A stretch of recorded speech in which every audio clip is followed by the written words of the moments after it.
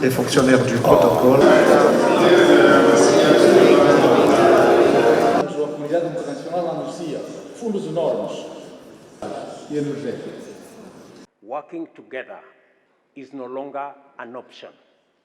It is a necessary imperative.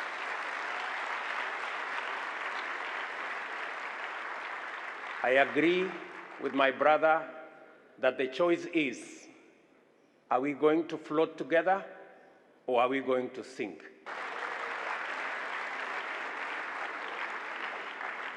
So collaboration, working together, is no longer an option.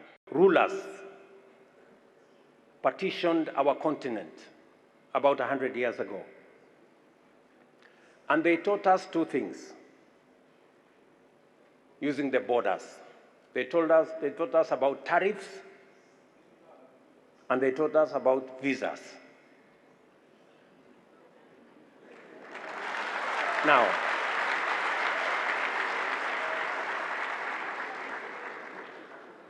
whether you are talking about the British in Kenya, the French, Belgians, Portuguese, today, all of them are members of the European Union. 27 countries. They don't have tariffs. They don't have tariff amongst themselves, and they don't have visas. The only people left with tariffs and visas is us.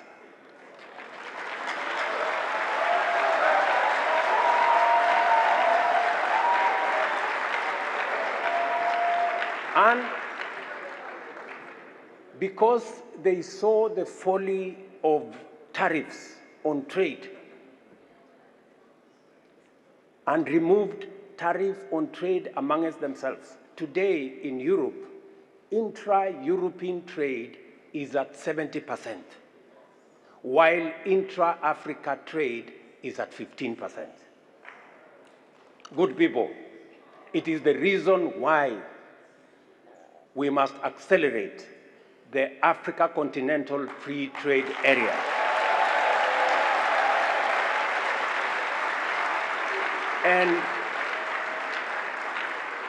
And unlock the potential that exists for African countries to trade amongst themselves.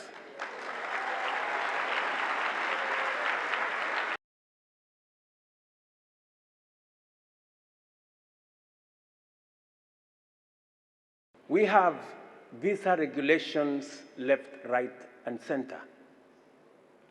27 countries in Europe today, with 430 million people, removed visas. We still have visas. Let me persuade us that it is time we in this continent realize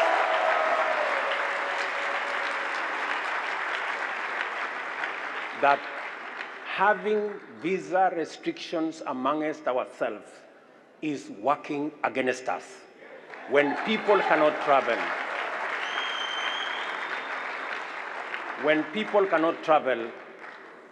business people cannot travel, entrepreneurs cannot travel, we all become net losers.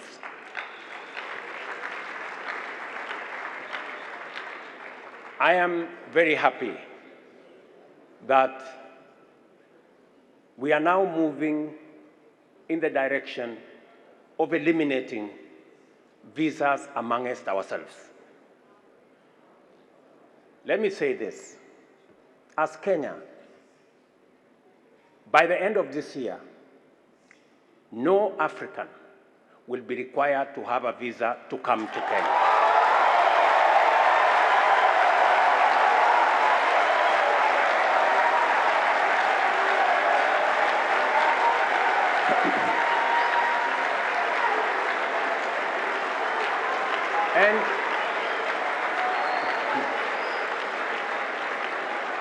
And I am very proud that the intra-trade within the East African community is already at 27% because we have taken the deliberate decision to remove unnecessary tariffs and visa regulations.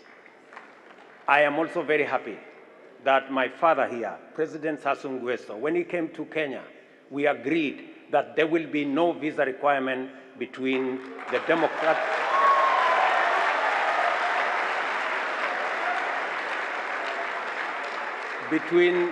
between Kenya and the Democratic Republic of Congo, Brazzaville.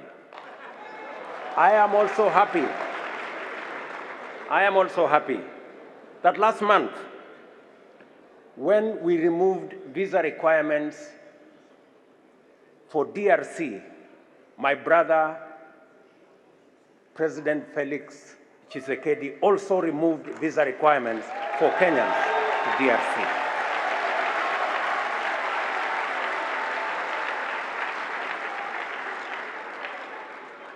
Let me urge us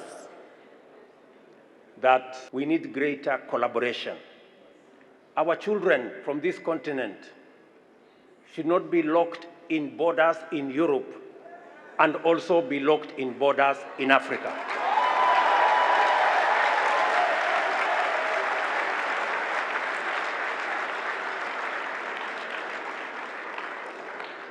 As part of building the network that will ensure that we facilitate movement of people, goods and services within our continent, Kenya is going to open an embassy here in Congo-Brazzaville this year. It's going to open an embassy in Côte d'Ivoire. We are opening an embassy in Rabat in Morocco. We are opening an embassy in Eritrea because it is time we realize the importance of trading amongst ourselves and allowing goods, services, people, ideas to move freely within our continent. And because of climate change, Africa this time round is not just a victim. In fact, Africa is not part of the problem. In fact, Africa is part of the solution. We are part of the solution because, number one, we have the largest 40% of all renewable energy resources globally is in our continent. We have 30% of all minerals resources globally, including the ones that are necessary and critical for the transition, for energy transition. Number three, we have 60% of the world's arable, uncultivated land, with smart agriculture, we can feed not just ourselves, but we can feed the globe. Number four, 25% of the world's population will be living here. We have the youngest population at the median age of 19. 40% of the world's workforce will be from this continent by 2100. And let me say this, we have the natural resources, including the carbon sinks, and therefore we are the continent that's going to provide the solution for climate change and the existential threat that the world faces. But we will not make progress unless we act in concert, unless we work together, unless we build the Africa Union as a fit-for-purpose vehicle to carry the aspirations of all our young people in this continent and everybody in this continent. It is important for us to join hands and build a global financial system and work together to reform the international financial architecture. We need new financing that is going to make the World Bank, the IMF, to give us concessional financing so that we don't have to pay 4 or 5 times more than others. A fair financial architecture that treats Africa like all other continents is not too much for us to ask. And therefore, it is very important that we work together in that space. And let me finalize by saying that includes the Pan-African payment and settlement system, which makes it possible for us in this continent to trade in our local currencies without having to look for this currency or that currency.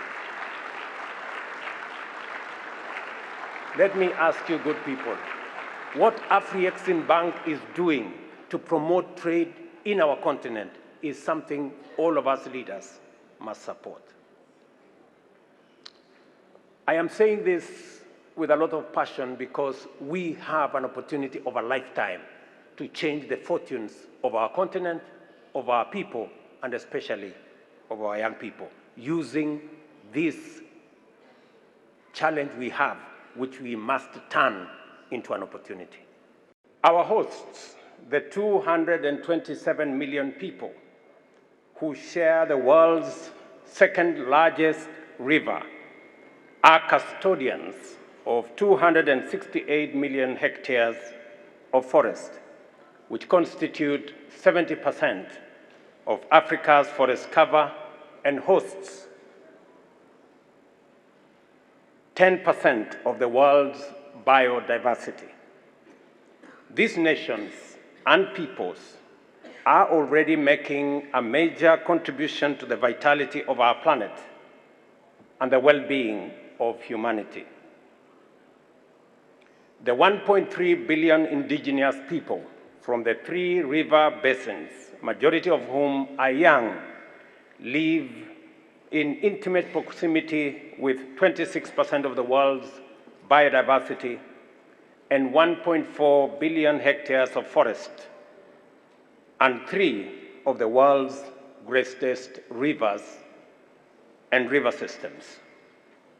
These unique ecosystems are also our planet's lungs, which capture 1.2 billion tons of carbon dioxide from the atmosphere every year, saving lives on Earth from catastrophic global warming and the buildup of greenhouse gas emissions. I recognize the place, role, power, and potential of the 3 basin biodiversity ecosystems and tropical forests in defining the future of local, regional, and global efforts to manage the triple planetary crisis that confront humanity. They also have the potential to set humanity upon a new path of economic transformation through ecologically responsible production and consumption. Although this role has always been prominent, never has it been as clear and urgent as it is today.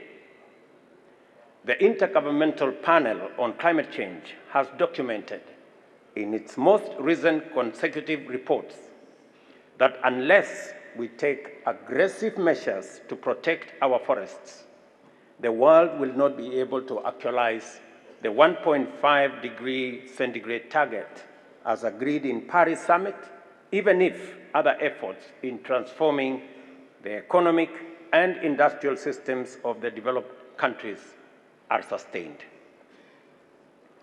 This cautionary indication reinforces the need to urgently reverse the obvious gross injustice. Although Africa has 40% of the world's renewable energy resources, the continent only received 2% of the 3 trillion renewable energy investments made over the past decade. That is the injustice I'm talking about. The trend is consistent across the global south, given that we host the 3 basins of biodiversity ecosystems and tropical forests.